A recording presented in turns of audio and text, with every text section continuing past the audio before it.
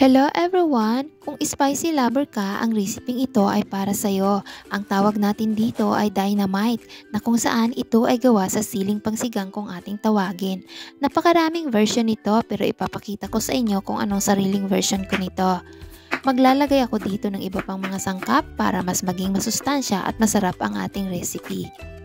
So ayan na nga, naghiwa ako ng carrots, bell pepper at maglalagay ako dito ng onions at saka garlic. Tinadtad ko lang ito ng pino para mamaya madali nating haluin. Sa ating sili, dapat po hindi masira ang parting likod ng ating sili. Kaya napakahalaga nito, sundan kung paano ko ito ginawa.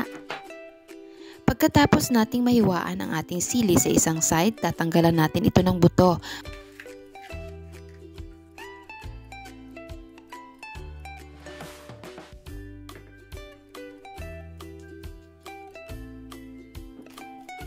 Pagkatapos kong malinis ang ating mga sili, ihanda ko ang ating filling. Ang gamit ko dito ay giniling na karneng baboy at saka ko ilalagay ang ating mga naihandang sangkap kanina.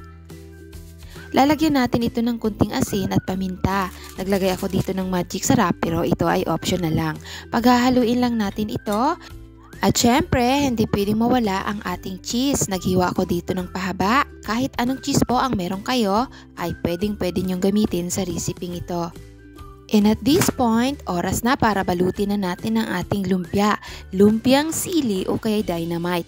Kung bakit dynamite ang tawag dito, hindi ko din alam. Susundan lang po kung paano ko ito binalot. Una, ifinold ko ang isang edge ng ating lumpia wrapper. At saka natin ilagay sa gitna ng ating sili ang ating naihandang filling kanina. At sa panghuli, ilalagay na natin ang ating cheese at saka natin ito babalutin. Sa pagbabalot ng ating dynamite, kailangan po sealed na sealed kasi meron tayong cheese na ginamit dahil pagka nagkalat ito sa ating mantika, hindi po maganda ang kalalabasan ng ating pagpiprito dahil ang cheese ay masusunog at magiging madumi ang ating mantika tingnan.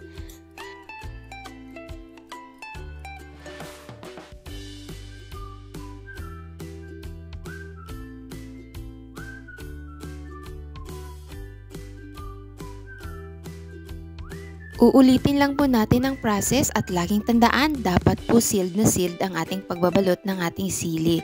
So ayan na po, ready na nating lutuin ang ating dynamite. Maglalagay tayo dito ng cooking oil sa ating kawali at ipa-fry natin ito over low heat hanggang maging golden brown siya. Lagi pong tandaan, dapat low heat lang dahil ang gamit nating filling ay hindi ko muna niluto. At alam nyo bang ang sili ay hindi lang basta-basta maanghang dahil napakaraming sustansya ang makukuha mo dito. Kaya kung hindi ka kumakain ng dynamite, umpisahan mo ng matuto. So after few minutes, heto na ang ating napakasarap na dynamite. Thank you for watching everyone at kung bago ka sa aking channel, palambing naman ng subscribe dyan at pakihit na rin ang notification bell para ma-update kayo sa susunod kong videos. Bye for now!